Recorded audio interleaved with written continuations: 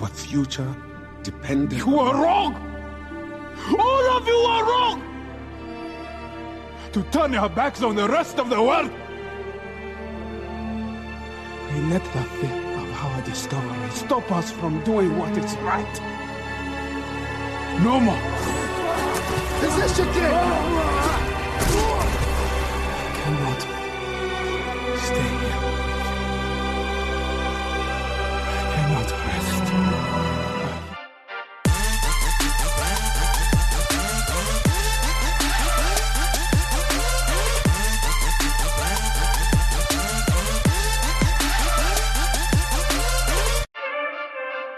What up? It's Three Brothers No Sense. I am Tavares Ferguson, a.k.a. Ferg, joined with my co-hosts Buff and Razi.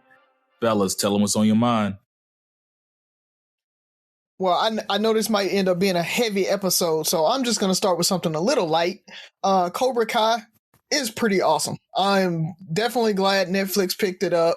YouTube did a pretty good job of it. It's a lot of fan service. It's funny. I made Haley watch The Karate Kid maybe 2-3 weeks ago, the original one, not the remake, and she actually liked it. So she's going to go and actually watch Cobra Kai now because she kind of will get the references. But it's full of fan service, man. It's well written. It's a little high school drama-y, but even with that, it's really good. So yeah, I wanted to start on the high note as we go to the low notes. And I'll just talk about my personal experience with sticks. So right before we were recording, we had to push this back. And right before we started recording, Ferg asked me how was my lunch at Sticks. I went to Sticks. It was pretty good. The food was great. But the kids were a little disappointed because our little hibachi dude, he missed the little volcano and train skit that they always do with the hibachi. And Sophie was like, man, we got gypped. Like, we needed some of our money back because he didn't do the volcano. Like, she was serious about that. She did not like that they didn't do the volcano. Well, maybe the CDC said they couldn't do the volcano. Whatever, man. Look, this is the first time that we have gone and sat at a restaurant, with the kids in 5 months. They were excited. And this was what restaurant they chose because they love the hibachi, the fire and them cooking in front of them and stuff. He didn't do the little toss the chicken, which I assume that probably might be the CDC saying, hey, you can't be throwing food at people in the middle of the entertainment. But yeah, it was a very slimmed down hibachi experience. And so if you guys are thinking about doing hibachi during this COVID thing, I'd probably wait. So it's more of a hibachi? Did they botch the hibachi? Yeah. It was a hibachi, not a whole hibachi. Was it fairly empty in there? It was. So we had a whole hibachi to ourselves. Okay. And so that's how they're doing it is, which might be why, you're not getting the best service because the guy kind of knows it's 3 of us there. I'm ordering like kids and mine, and that's all the tip that he's going to get. So he's like, yeah, I'm just going to cook this food real quick and go on to the next person. So maybe that was it. But yeah, it was pretty empty in there. I think they had 5 hibachis kind of working. And then they were I think they're more so worried about table flips, which, in a hibachi, they don't do that as much. And I think that's what they're worried about now is trying to get people in and out because they can't put as many people at each one of them. Touche. So you jumped from Cobra Kai to hibachi, and you said you got Haley to watch The Karate Kid, but did you guys catch up on Umbrella Academy? Yes, we did finish that. I was about to say, it was good. Yeah. Well, Haley didn't because she moved out. She finally moved into her apartment. And so now I ain't got to wait for her no more because she ain't in the house. So I went ahead and watched it. So I watched that last week as well. You so. It's good, man. It's good. I don't even know what's about to happen. Like the way it ended is like, well, I'll be damned. Yeah. They're gonna make me actually go read the comics. I didn't read the comics going into it, so I knew nothing about Umbrella Academy. But yeah, they're gonna make me go and actually read the comics because I kind of want to know what happens at all. Or this is another one of those Ferg and Razi tangent moments. I mean, I just haven't watched it yet. I plan on it though. Oh, okay. What you got for me? Well, I'm gonna go with the obvious. So this episode is gonna drop on Monday. So even though it happened just yesterday, I'll just say, for episode purposes, several days ago now, we lost Chadwick Boseman, our Black Panther, our Jackie Robinson, all of those different roles he playing. So James Brown. It's very, very, just very sad, man. Like, we've talked constantly about just this year as a whole. You know, it started with Kobe and it's been nonstop ever since.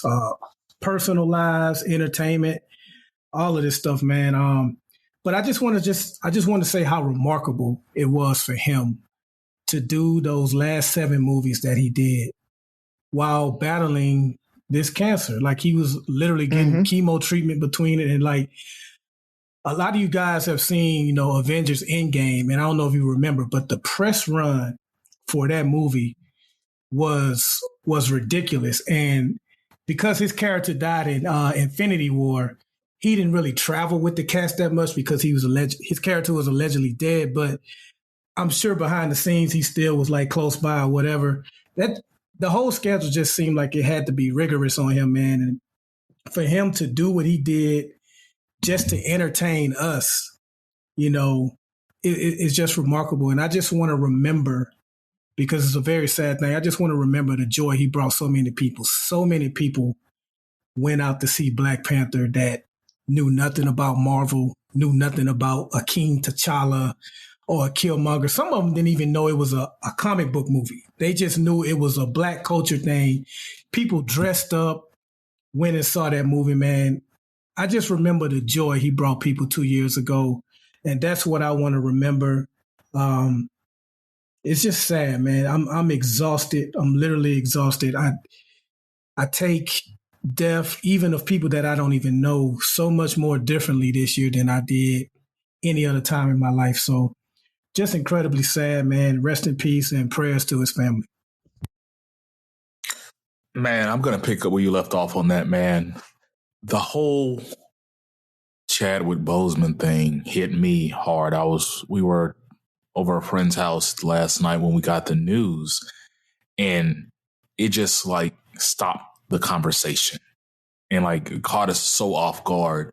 For one, because it caught us off guard. Like, this dude was suffering from colon cancer for 4 years and nobody was a wiser to it. You know, a few things I took from that is he had a hell of a circle. He had a hell of a circle for nobody to have leaked anything. In today's society, everything gets leaked. Everything gets leaked, you know? That's a good point. They might leak this show, you know what I mean? Like, it's crazy. So I was like, man, he had a hell of a circle. And so make sure you have that defined in that hell of a circle. Have that Boseman circle. The second thing is I missed the photos of him that were released recently where people kind of were going at him, talking about he looked sick and all this stuff. And it just became a joke and people were clowning him. For one, for him not to have responded to that. I don't know if he was just tired or was in shock or just bigger than the situation. And I'm gonna just assume it was the latter. It made me realize that sometimes we're so quick to just pass judgment and not know the full story. You know, like, people were clowning this dude. And I actually saw somebody recant and it's like, you know what? It teaches me I needed to be better and so not so quick to judge, because I was one of those people that had jokes. Not me, but that's what they were saying. And I'm like, we need to understand, because you never know what somebody else is going through. You can admire them, you can wish you were them and all this stuff, but you never know what's going on. Like, there was no way in my mind that our Black Panther was fighting a battle with cancer. And third, man, it's a tough blow just because I was looking forward to Black Panther 2. Like, I was like, if we ever needed a Wakanda, if we never, ever needed our fantasy land, that escape, it was now. I was hoping it would drop this year because I'm like, we need that brief period of just Black pride that we had a few years ago, 2 years ago, like Byron was saying. So, man, that was a tough pill to swallow. And I don't know if they finished the movie or they started the movie. I don't know what's going to happen. I don't know if they can replace. I don't know. But all I know is I'm sad. That really hit hard. And I can't stop thinking about it. So that was my 2 cents on that whole thing. Don't want to belabor the show. So anything else, fellas? Anything y'all want to add? No, just as we always say, man, make sure you tell the people that you love them. Like, actually say that to them. Don't assume they know it. If this year has taught us nothing else, tomorrow is not promised at all. Yep. Well, I'm on this note, on that note, what I'm going to do is and I wasn't expecting to talk about this. This is what I really was going to talk about this week was, man, Tuesday, Z and I started this course. And I think because you guys have known for the last few weeks, I've been talking about preparing for the worst, like getting ready. After everything we've been through this year, if anything, I've learned that, like you said, tomorrow's not promised. So we're taking this Grave Matters course that my line brother and his wife, actually his wife's family puts on. They're in a church in Tampa and they're doing it virtual this year. So it's a 7-week course on preparing for the next step, making sure you have all your ducks in a row. And it's serious. I mean, we take things for granted. One of my sister's associates just passed this week, 39 years old, had a heart attack. We still don't know all the details, but just out the blue. Left 2 kids behind.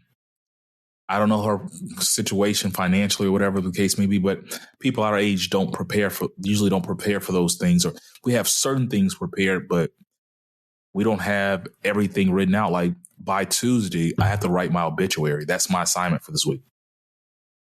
Like, that's what's going on in my head, and just dealing with everything else.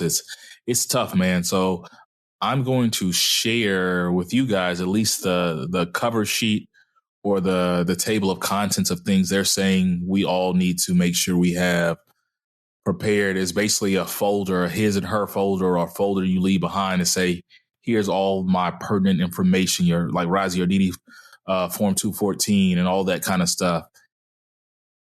Insurance paperwork, your will, all that stuff, so people know where to find it. So it's been a crazy week, man. So I tell people to prepare, get ready, because as you seen today with the Chadwick Boseman thing, like, things happen. So with that being said, let's pay some bills and come back and see where this goes.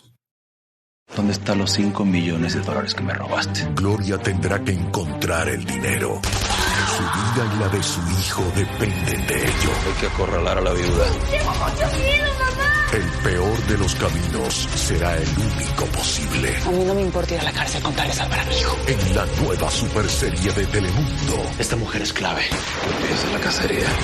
La Jefa. Lunes a viernes a las 10:09 Centro por Telemundo. All right, we're back, and thank God we have Sophie with us today. Sophie, we need you to give us a good joke to break up this mood we have. So you got a good joke for us today, Sophie? Yeah, I got a joke for you. Oh, hold on. Tell me about Sticks. I heard you got gypped. Hold on. She for some reason she wanted to put something in her mouth the instant it was time to start talking. Go ahead and finish eating. It's a chip. Yeah. Okay, go ahead. So tell me about what happened at Sticks. They were supposed to do another, like, they were supposed to do like a choo-choo train or like a tiny volcano. Uh-huh. They didn't do any of that. Why not? They did the rest, but they didn't even do the chicken throw thing inside your mouth. Well, they didn't throw the chicken to your mouth either. They had to do that. What's the point? Was the food at least good? The food was good, but I couldn't finish it. Wow, were you just that upset that you didn't get your choo-choo train or your volcano? What? Were you just that upset that you didn't get your choo-choo train or volcano that you couldn't eat, or what happened?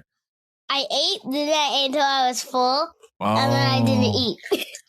Okay. Maybe he doesn't know how to do the volcano. Maybe he's new, Sophie. Maybe do you know how to do a volcano on the choo-choo train? No, because I don't work at 6. Okay. I'm just saying, maybe he was new. He was nervous. You're intimidating, Sophie. Maybe he just maybe I don't want to mess up in front of Sophie and Ollie. And he just like, I'm just not going to do it. Maybe that's what happened. Is that ice? It's Tostitos. Okay. Well, Sophie, give us your good joke for us. I need a good laugh. Okay. What's the loudest pet you can get? The loudest pet you can get. Oh. Byron, I know you know the answer to this one. Come on.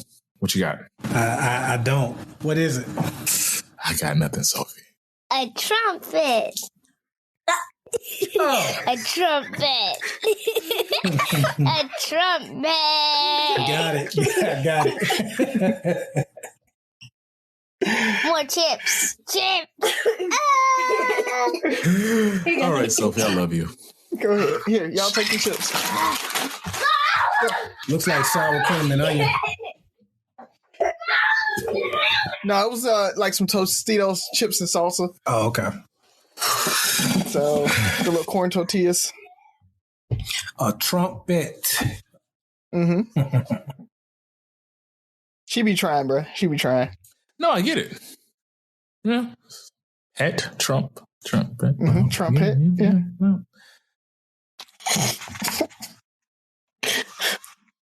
What happened?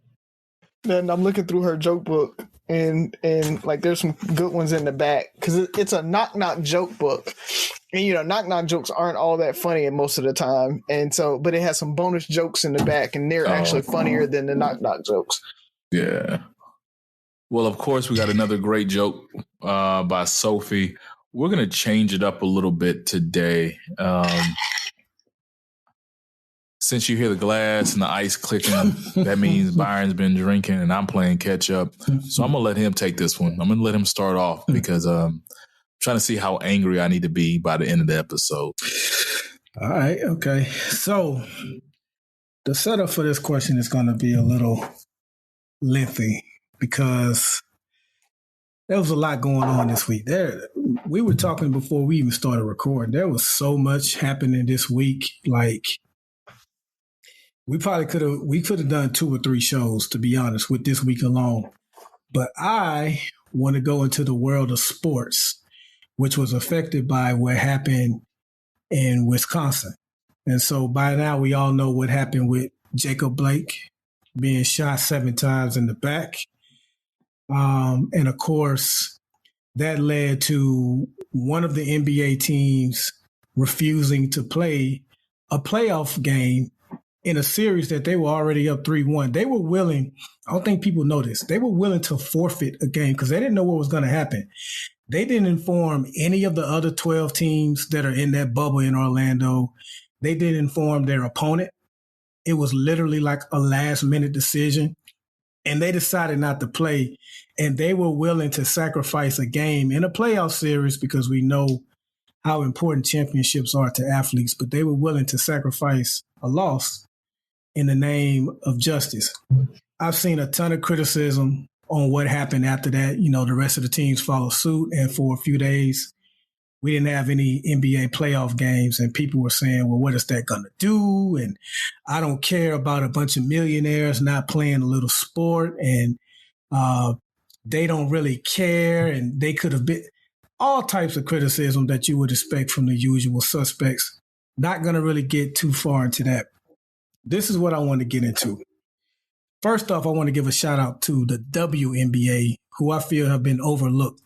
Those women actually have been going harder than the men. They kneeled. They all had on T-shirts with replicas of 7 gunshots in the back. I thought that was very, very powerful. And they have been speaking up, and they too decided not to play their games. And I don't think enough is being said about those ladies. I commend them. It's been tough for them, especially for that Atlanta team that's owned by a particular owner that I won't say because of my job. But they've had a lot to disagree about. So I want to commend those ladies. But back to the NBA players. It was a lot of confusion and frustration because the Milwaukee Bucks did not let the rest of the teams know what's going on. And some of the players was like, look, we don't mind this, but at least let us know. I'm against that because for me, it happened in their town, in their area. In Wisconsin, Milwaukee is close to that area. And I think it affected them the most. And people, not just players, not just athletes, people in general are just sick and tired of seeing another Black person being killed by police. We've been over it and over and over it on this podcast alone. But let me just get to the point. They spent days going back and forth on whether or not they were going to resume play. They decided to go ahead. Obama was even consulted. He spoke with Chris Paul and LeBron James. And ultimately, they decided to go ahead and play the playoff games because at one time, it looked like the entire NBA season was about to be over. As LeBron and the LA Lakers and the LA Clippers said, when asked, hey, are you guys in or out? They said, you know what? We're out. We're not finishing the season. So they changed their mind. And what happened was they brought the owners to the table and got them agreed to do some things, to implement some real changes, such as using the arenas in each of the NBA cities for additional voting stations. So you won't see what you saw in Kentucky as they try to close different polling stations in order to suppress our vote. They're going to pay for ads that raise social and racial awareness. They're going to implement real criminal justice and police reform. I don't know what that looks like. I'm just telling you what I read. So those are the things that they got the owners to agree to before they decide to play these games. So I said all of that to ask you two brothers, because there has been a lot of criticism and some of it has been, I wouldn't say fair, but a good question to ask because it was asked among some of the players. When they initially decided not to play the games, the criticism was, okay, what's the end game? We're not going to play, now what? So I want to ask you two guys, do you agree with the initial boycott is not the right word. I think it's labor strike is the correct term. Do you agree with the initial labor strike? And do you agree with them or disagree with them resuming play? In other words, how could they have handled this differently, or do you think they handled it correctly? I'll start off. I'm going to call it a boycott because that's what it is, and that's what I respect, and I'm with them 100%. Just because they were able to do something that, as much as I talk, that I haven't done. Like, there's so many days where I just like, I don't want to be bothered. Like, I need a break. Like, but I'm not in a position, my job's not gonna, well, Tavares isn't coming in until we do X, Y, Z. It's not gonna get me anywhere. I understand their pain. Even if it didn't get anything done, sometimes you just need a break. That's what it is. I think that's what people don't realize. Sometimes, like, what is it going to accomplish? I don't know, but I just need a break. Like, I just need to decompress. And you brought up the shooting of Jacob Blake. I think that was part of it. But I don't think people link the Jacob Blake and the Kyle Rittenhouse. I think that's how you pronounce his name. The 17-year-old shooter who killed two people in Kenosha, Wisconsin, and wounded another. Who doesn't even live there. Drove from Illinois. Yes, drove from Illinois, protecting property. 17 years old, out past curfew, handling an assault weapon, open carry, which is I think it's a class 2 misdemeanor. Like, it's a misdemeanor. Yeah. Like, that to me is what I think, for me, it was what pushed everything over the edge. Seeing another black man getting shot in the back was like, man, this shit is crazy. And then you turn around 2 days later and you're like, he just killed 2 people, walked by the police as witnesses are pointing him out, saying he's the guy, he's the shooter. He makes it all the way back home. He's still in Illinois, people. And he missed his court date Friday, and the judge said, that's fine. I'll push the court date out a month. Well, he requested to push it back. He didn't miss it. He requested to push it back so he can get a better lawyer because he has a GoFundMe, because as of now, he's an American patriot / hero. And so he has the funds to get a better attorney. And he's supposed to be getting one of these top attorneys out of California. That is just, it's draining. And you want me to go out and be my best at and entertain you right now? That's, to me, that's, if I was an NBA player, that's what I would have been thinking. You want me to entertain you right now? And it's not like, you know, some of us, we can go to our job and just half for the day. If I don't come full strength, if I'm not at my best, my season's over. I worked my whole life to get here. I worked my whole life to get in these opportunities to get a championship ring or whatever the case may be. And right now, I'm not feeling it. So I'm with them 100%. I'm even with Kenny Smith, just getting up and walking off of, was it First Take? No, NBA. Not First Take. I know what you're talking about. NBA on TV, TNT. Yeah. He's just like, you know what? I'm with them. I stand behind them. Dude, after calming down and figuring out, you know, because sometimes it took them to boycott for us to have, or for everybody else to have the conversation. And of course, your haters are going to hate, but it took them to boycott for them to be able to sit down at the table with the owners in the NBA, who I commend, who I think have been very open to what their players have to say. So my hat's off to the NBA, even with the jerseys and the Black Lives Matter on the court, all that stuff. So they haven't sugarcoated anything else. And to be open, instead of saying, what else do you niggas want? They were like, we get it.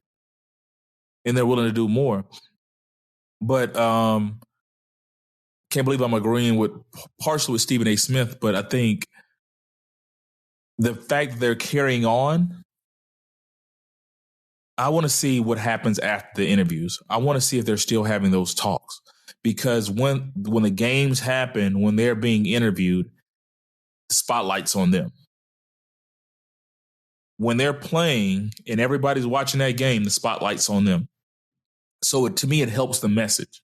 Because if they go back to their homes and they tweet something or whatever the case may be, they're not going to get all the TNT watchers, viewers, and the ESPN viewers, or it's not going to be talked about on Sports Center or First Take or, you know, Pardon the Interruption.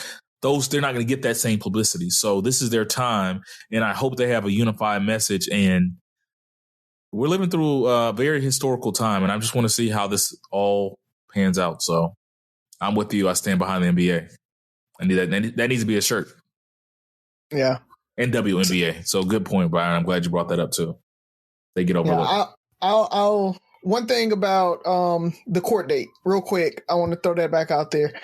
Yes, he requested to have the court date changed.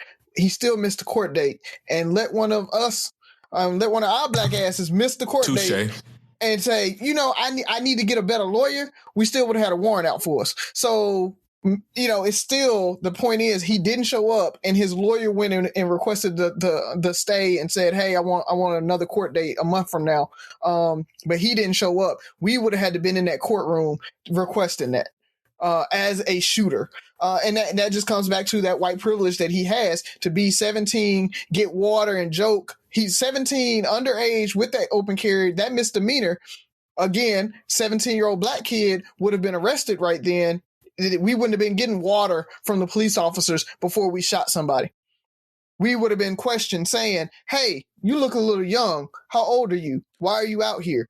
That's the issue. So going down that whole path, this could have been avoided if the police had done their job and said, hey, you look a little young. How old are you? Show me your ID. You need to get off the street.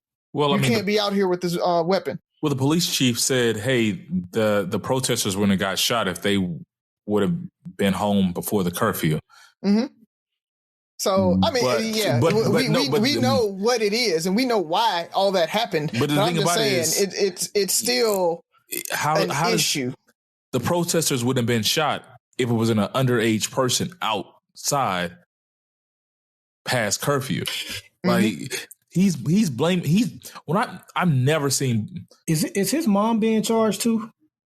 Not yet, and she should. Not yet. She should be charged with accessory. Yeah, she should. She drove him. They're like, nobody drives. Like, you know what? Drive me to Birmingham so I can take this AR-15 and stand in front of somebody's store that I have nothing to do with and protect from this, and this. It's all disgusting. And, you know, I didn't get permission to put her name out there, so I won't say it. But, you know, we all know someone who is friends with someone that is the family of Jacob Blake. And this one hit close home for them. And it's just all disgusting to watch how he's the victim and how, well, he had a knife and he had warrants and all this stuff. And I got to give it to him. It's an effective playbook. It's the same playbook, but it's the same. Demonize. Exactly. It's disgusting because it's student body left, man. That shit works. Sean Bell can't go and enjoy his night out before he gets married. Tamir Rice can't play with a toy gun in the park. Khalif Browder goes to Rikers Island for a book bag that he didn't even steal. Eric Garner, he doesn't make it home. Breonna Taylor is at home and gets killed. Yet George Zimmerman takes a life, he goes home. He only got charged because of social media pressure. Remember, if you remember that case correctly, he was good. Like they had already brought him in, got his side of the story, like, bam, thanks for your time. This Kyle, whatever the hell his name is, Rittenhouse, he made it home. He had a long gun and walked past the police. And you mentioned what the chief of police said, Ferg. He also said, because they asked him, how was he able to just walk right past police with that weapon after shooting two people? And he said, well, you know, our officers get tunnel vision sometimes. For real, dog? That's what you gonna go with? Yeah. Chaos. Tunnel vision. We're responding to shots fired. It was chaotic. You're not gonna stop the guy with a gun. I forgot their name, but that couple that pulled out their tools on protesters, they get an invite to the Republican convention. Mm-hmm. So Kyle would have too if this would have happened a month ago. He absolutely would have. Because they mentioned him multiple times at the RNC. So they called him a patriot. And a hero. It's disgusting. And the fact that they call him a patriot. See, they always tell us to wait for all the facts and details to come out. Even with George Floyd, where we blatantly saw him murdered, they told us to wait. But they don't wait for the Kyles of the world. They don't wait for that couple. They don't wait for George Zimmerman. George Zimmerman wasn't even white. But because he took out a black teenager, he was all right. So he was good with them. It's sickening. I don't have the energy to get angry anymore. I'm nearly numb to it. It's a sickening thing. And just want to go back to the original question. I'm in a sports group. You guys are in a sports group. Truth be told, sports. Shout out to Hooley. You know what I'm saying? But you know, someone was on there criticizing what the players did, and here's my take on this. This is just me personally. Well, let me get my in first because I didn't get a chance to respond. I'm sorry. Go ahead, brother. So go ahead. We got down a rabbit hole with the whole Kyle Rittenhouse, but I just want to say I am tired of folks telling us how to protest. Oh yeah. That's really what it comes down to. I stand by the players because that's how they wanted to protest. Did it spark discussion? Yes. Because when you say that, you know, what is it going to do? It didn't do anything. You're talking about it. Oh, well, it's taking eyes off of Jacob Blake and putting it on them. No. We're talking about Jacob Blake. Mm-hmm. Like you're saying, why are they protesting? So it brought the people who wasn't looking at Jacob Blake are now looking at Jacob Blake. They're looking at the situation because they can't watch their little bit of basketball for the night. it is effective. So miss me with they shouldn't do it. They should do this. They should do that. I'm tired of it. I'm tired of they should protest like this. They should protest like that. They shouldn't riot. They shouldn't do this. They shouldn't do that.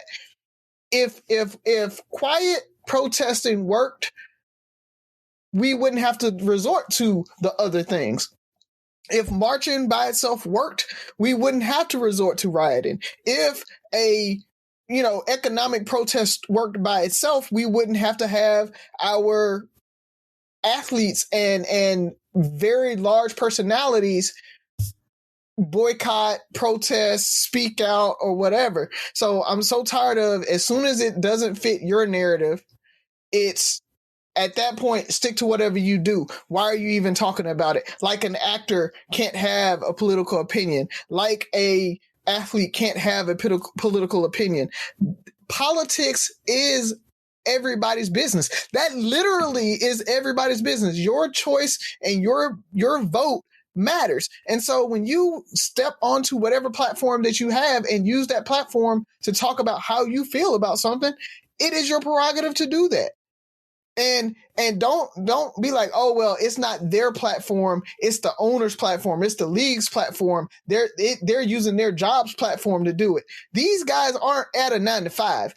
Don't act like they are clocking in and clocking out, because yes, that's the job that they have. But at the same time, they have to deal with the public all day long, every day. So they have a platform as an individual, and they can use that platform to speak on whatever they want to speak on. So again, man, it's just so frustrating, because if you want to call them out for boycotting, but it has you talking about the boycott and what happened and why they did it, they did their job. That's why they did it. If they didn't see that coming, if they didn't think anything was going to happen at all for it, they wouldn't boycott. Like, I get what you're saying, Ferg, about they need a breather or whatever. I mean, that's a sick day. You know, I need a sick day. And as a team, if we need a sick day, we need a sick day. And, you know, the thing about it is, I'm up 3-0 in a series, or I'm up 3-1 in a series. It's not as much of a risk to take that day off and be like, you know, we're going to do it. And that's, I think, why LeBron, the Lakers, and the Clippers were so frustrated with the rest of the teams, because they were like, we're out. And the rest of the teams were like, no, we got to keep playing. And they're like, look, now it needs to become a movement. It needs to be something where we can actually say the playoffs aren't going to happen unless you guys do something. Because that's when you start thinking about, okay, what is my platform? What do I want out of it? Sometimes you go into a protest not knowing what you want. Mm-hmm. Black Lives Matter happened like that. They didn't know exactly what they want. They didn't have a platform. They knew they just needed change. Mm-hmm. That's the ultimate of my platform. We need to change. We'll figure out what needs to change and exactly what it looks like later. But I know something needs to change. And so I'm protesting, or I'm bringing my voice to say something needs to change. And I think that's good enough to start. Apologies for stepping on your answer, man. And I promise folks we don't plan this, but Razio mentioned he's tired of people telling us how to protest. I happen to have written an article called "That's Not the Way to Protest" that I'll be posting on our page. And I just also want to take some other points. You mentioned how they feel like actors shouldn't have an opinion. That's not true. They just don't like actors that don't agree with them, because they happily put Clint Eastwood on their Republican convention a few years ago. Yep. They love agreeing with John Boyd. And hell, Scott Baio or whatever. They criticized Obama for being a celebrity, and guess who they elected in 2016? So exactly, miss me with that. So that was my thing. And athletes too. They had Herschel Walker on there. So they just want people that agree with them, man. But that's all I got. Who's next? No, you can give us you never gave us your take. You good? That's it? I guess I'll be brief. Man, I agree with them, because it's kind of like what Razio said. You may not have the answer, but you just know that you need to protest. You know that you're fed up about something. And even if you don't have the end game thought out or whatever, that's okay, because sometimes you just need action. Sometimes you just got to take some action. And it seems like they were able to get some things done. And my assumption is, after the season is over, they're going to really work on trying to get more things accomplished. So it's kind of like a wait and see, but I don't criticize them. And like I told the person in that group that I'm in.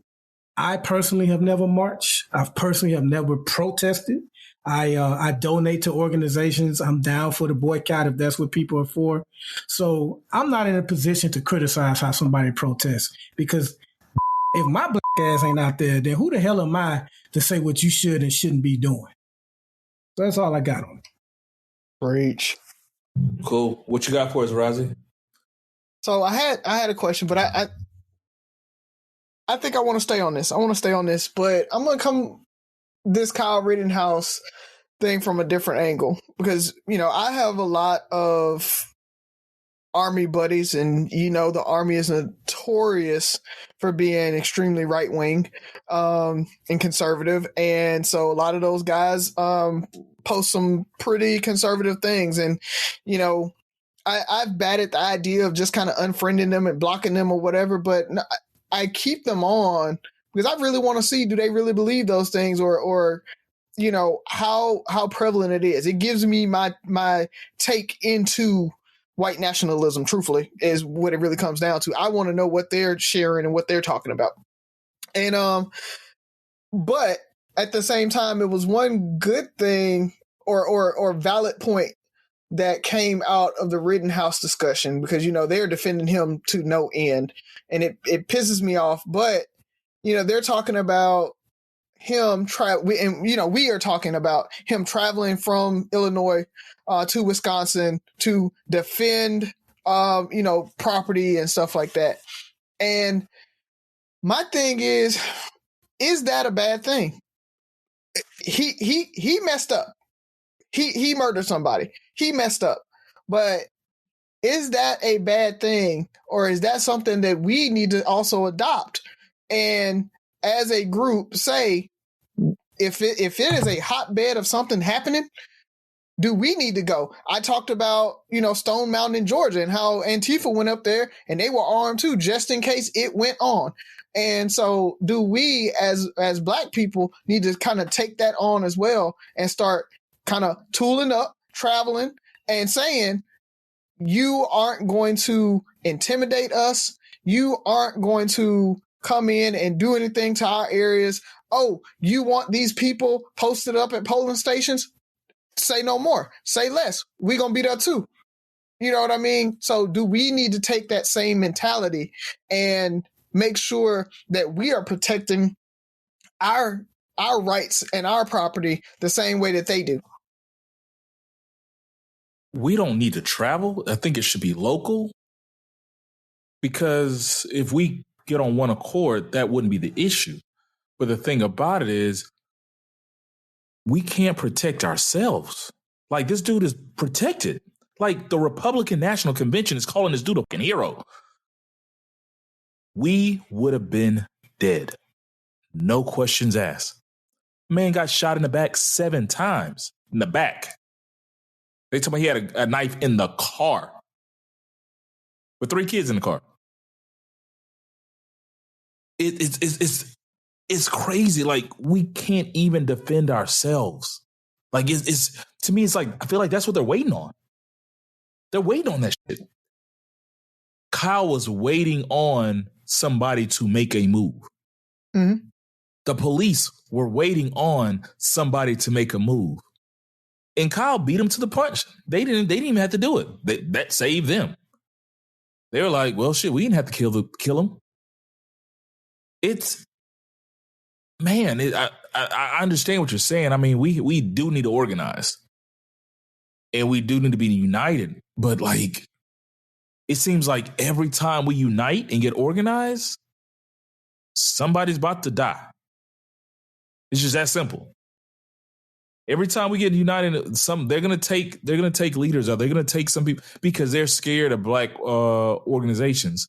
They're scared of Black unity. We need to do it, but it's like the risk is so crazy. It's just the fact that we can't get away with the same stuff. There's no way Razi could have drove from Illinois to Wisconsin, did the exact same thing, and be alive today. Don't buy it. Don't believe it. And I mean, I don't know. I want to be that person and that patriot said we can do that and that's what we need to do. Let's arm up. But I feel like that's what they're waiting on. I like your idea if it's protecting life. Like Kyle's idea was to go there and protect property. So not for property, but for life. And like you mentioned, the group that showed up at Stone Mountain, like if we're going to have a majority or all white militia show up somewhere, then yeah, we need our people there. Kind of like, the Black Panthers of the 60s that would literally just show up for when black people got pulled over by the police. We definitely need to figure out a way to bring that back because a lot of this is happening because of police interaction. So I'll just try to keep my answer short since I went so long the first segment. But yes, to protect life, yes. Protect property, not so much. Yeah, but my thing is protecting property. It may not be protecting life, but it's protecting livelihood a lot of times. And so that is that conservative message that they're trying to send, right? Is that. And I think it is somewhat valid to say we're going to protect from the rioters, because we talked about that, right? It's like we aren't condoning the riots. I'm not gonna be bash it, but at the same time, I'm not gonna condone it. And so I'm okay. I truthfully am okay with us, them, whoever saying we're gonna be up here. We're gonna make sure that nobody breaks all these windows and burns this house down or burns this business down or whatever. I'm truthfully okay with that. Because at that point, you're putting livelihood over life. No, because you're also going to have a lot of black versus black. Yeah. You okay with that? At that point, like what's different than Harlem when black business owners did that exact same thing during some of the riots? During the Watts riots, black business owners did that exact same thing to protect you're talking about individuals versus a coordinated group. Yeah, like I rather our efforts go, because then I feel like we're doing their job for them. Yeah. We're doing what they want us to do. Mm-hmm. Like they're turning on each other. My thing is if we're the rioters, your initial question, you were like protecting the polls. I'm for that. Yes. Like I can dig that. I can get with that. It's like, look, don't be scared. Don't be, they're saying it's not your polling station. Let me catch you an Uber and get you to your polling station. Let me make sure that if you have any questions, I'm in there for, like, we're here for you and with you for those things. But to protect property or whatever the case may be, that's what I feel like that's what they want us to do. I get it, but you were the main one talking about how we need to not riot in our neighborhoods or whatever. We need to go to those white areas and riot and this, that, and the other. But if we are going to riot in our neighborhoods, why isn't it that we can say, hey, you're not going to touch this property? I don't care if you burn down CVS, but you're not going to touch this black business. You're not going to touch this black business. I stand behind that. But I'm not willing to risk that person's life or my life or make a bigger issue or give a news story, add fuel to the fire of the right wing. See, they agree with us. That's what we've been asking these niggers to do the whole time. Police their own selves, black on black crime. Like, and then Razi might protect this black business if it goes down and something happens, you still going to jail. You going to jail. Like it's a win-win for them. So let them, looting is bad, but I'm not about to go out there and reprimand or stop a looter. I'm not about to risk their livelihood. I'm not about to put them in the system or put myself in the system for that because there's no good outcome. Going out there to stop voter suppression or oppression, I got you. To stop those things, to protect the protesters, that's something different. I can get behind that. I have more support for that. But to go out and do what they want, I'll be right. I would have been standing in your world. We would have been standing next to Kyle. We might not have pulled the trigger, but we'd have been standing next to Kyle. And once again, when I look at that, they're saying property over life. This gas station is more valuable than this person's life. And at no point do I ever agree with that. Life first. And I mean, I don't know. Maybe that's the medic in me, like I'm all about, saving lives. And, I don't know. It is what it is. No, I just wanted to, it's the same way last week. I want to flip the script and think about it from our lens and make sure that we're not beating up on them or trying to call them out on something that we would do ourselves. Understood. So that's why a lot of times I frame those questions like that, knowing where we're probably going to go, but you never know. I mean, we might be on that whole, well, yeah, we can stand next to Kyle. Maybe nobody would have got shot if we would have been next to Kyle. I doubt it. Kyle probably would have still shot him. Kyle drove all the way from Illinois, dude. He had a plan. Mm-hmm. He was looking for that action. He was about that life. He's about that life. Then Razi, he's not about that life. And it is what it is, man. Like you just don't. I don't know. Mm-hmm. I don't know. Bring us home, brother. What you got? All right, fellas. I'm gonna bring us back in. I'm gonna kind of stay angry, but I want to figure out why the hell everybody else is angry. We gave as Black people. We gave them our lives. We gave them our blood, sweat, and tears. We gave them free labor. We gave them inventions. We've given forgiveness. We've given everything. But for some reason, white America as a whole still, I'm not going to just say hates Black people, but we are seen as an enemy. There's this unjust disdain for Blacks. Why is that? Whew, what a question. Well, it look like you got something on your mind, Razi. You want to go first? I can. I think you said I don't think they hate us. I do. I think they love themselves and everybody else be damned. So it's a little nuanced, just a little different than just flat out hating us. I think it comes down to years and years of slavery, Jim Crow, them being on top, white privilege, having the power structure and wanting to maintain it. So we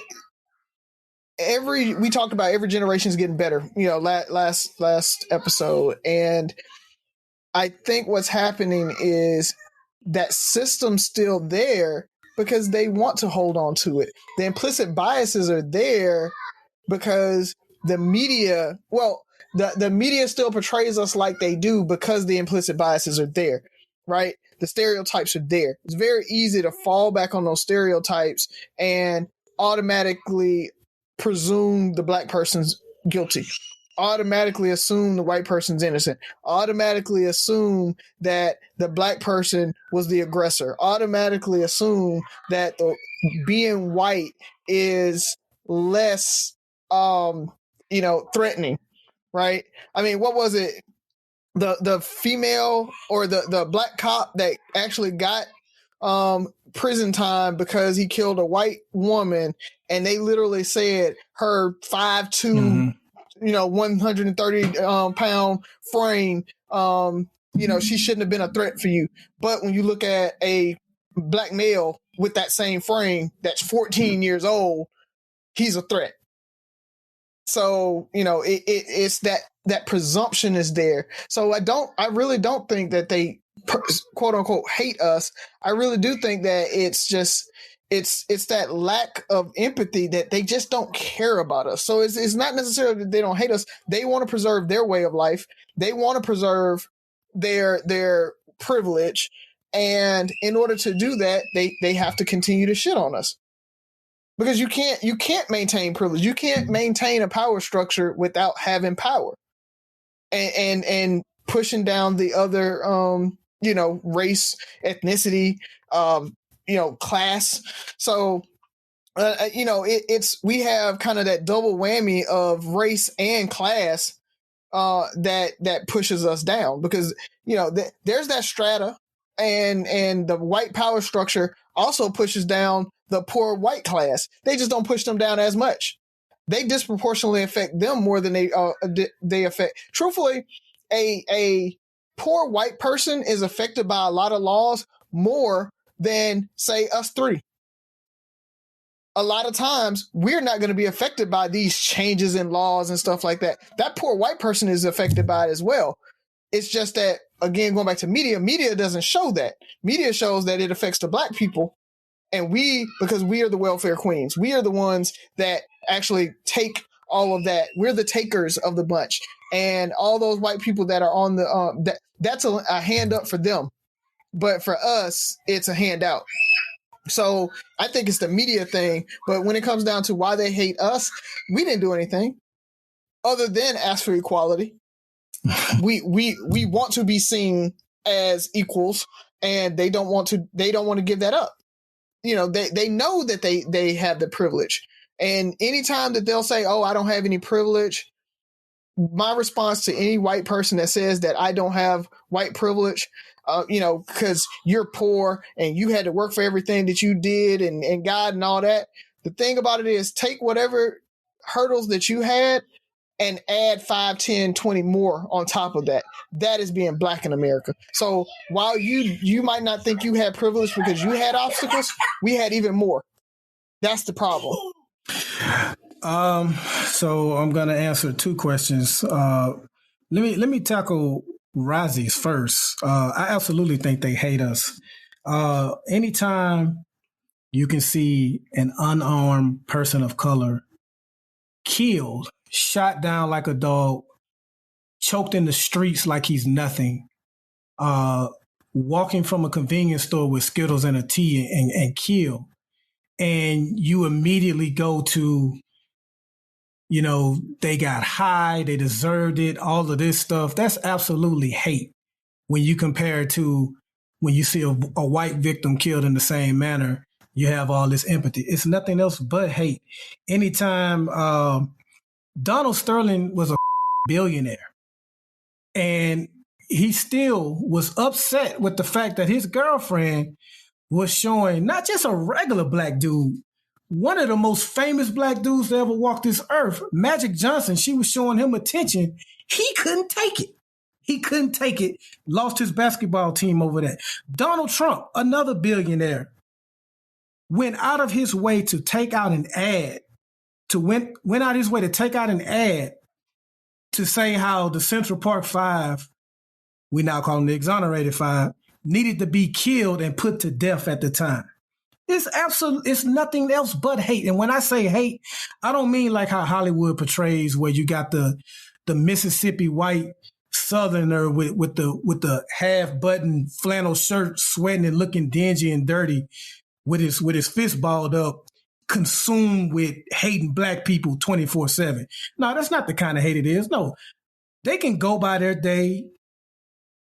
Every single day, they can work with you. They can smile with you. They can joke with you. Hell, they can even go grab a bite to eat with you.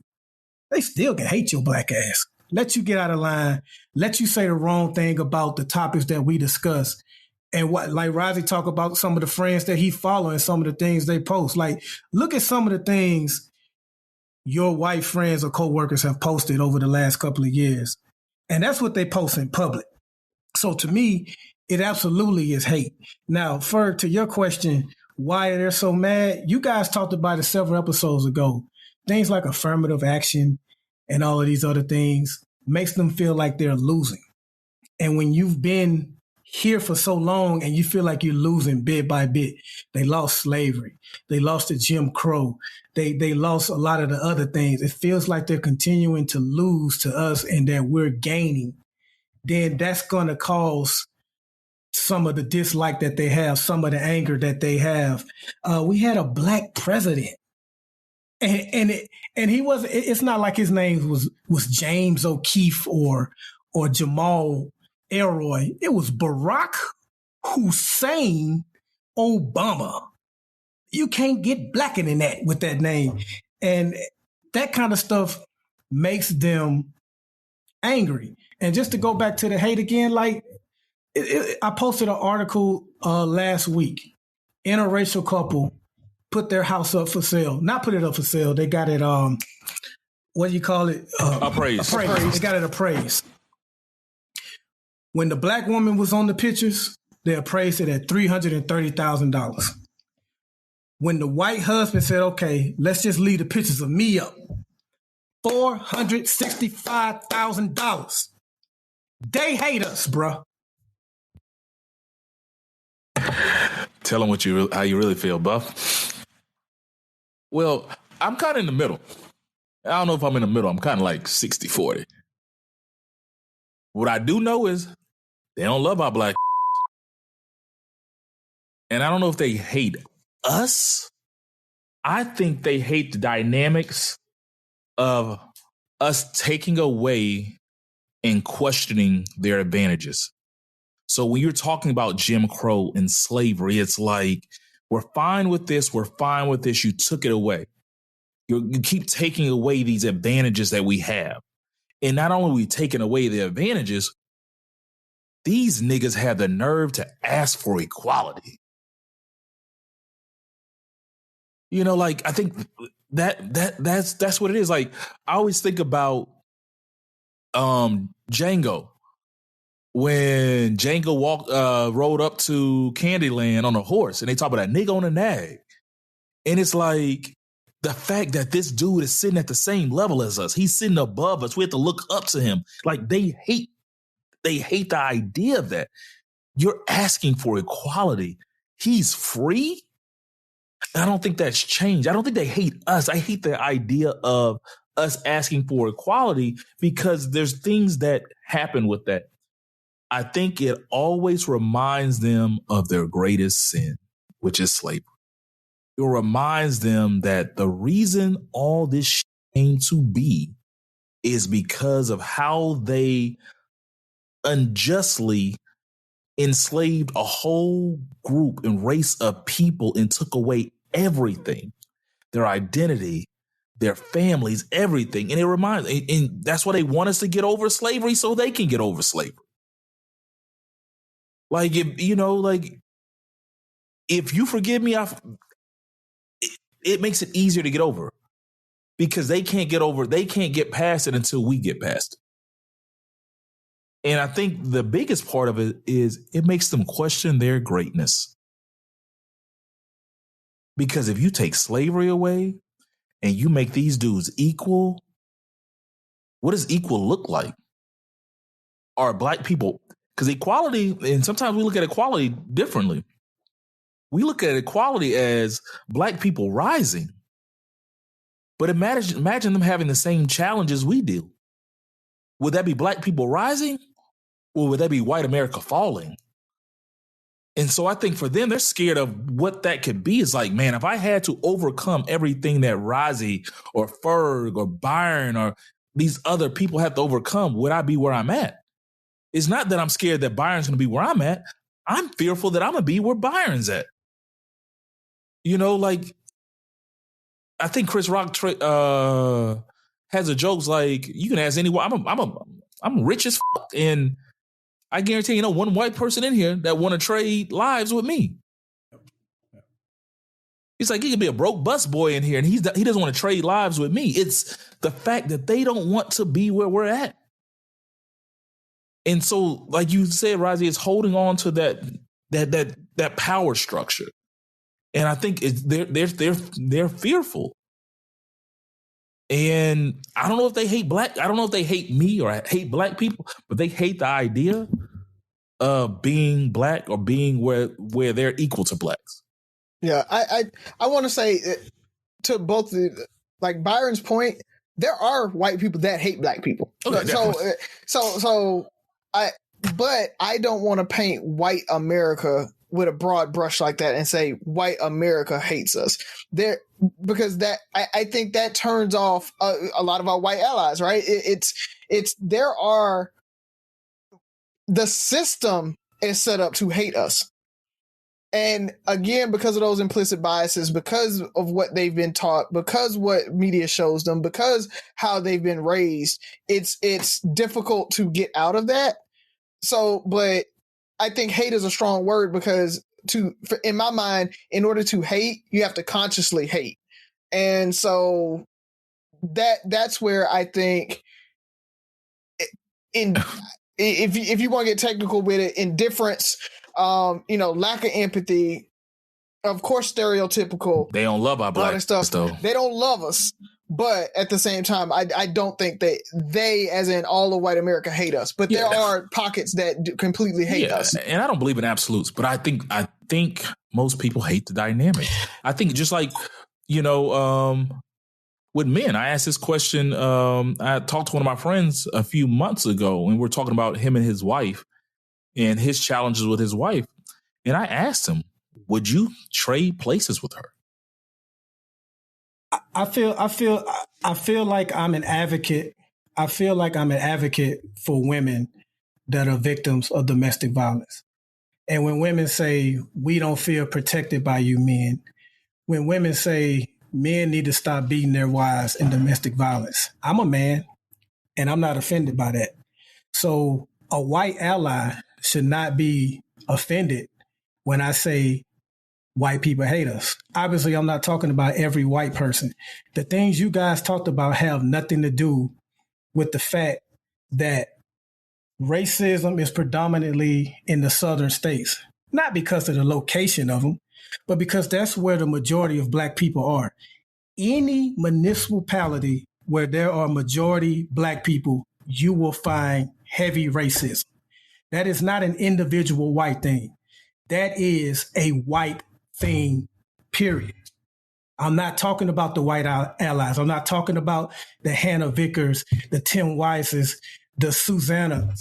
I'm not talking about them, but I'm talking about as a whole. What are we talking about when we talk about white supremacy? We're talking about a system that's too much, that's way too many. It's not just individuals. So you should not be offended if you're not a part that's oppressing. But not only should you not be offended, take a sec and look at yourself, though. Like you said, like when women say this, sometimes we have to take a step back, because I'm going to be honest. Sometimes I do get like, man, I'm tired of being beat up.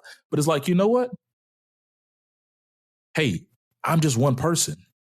I'm outnumbered. The reason this is an issue is because there's less of me and more of those people. And I'm not perfect. So I get out of my feelings, shut the fuck up and listen.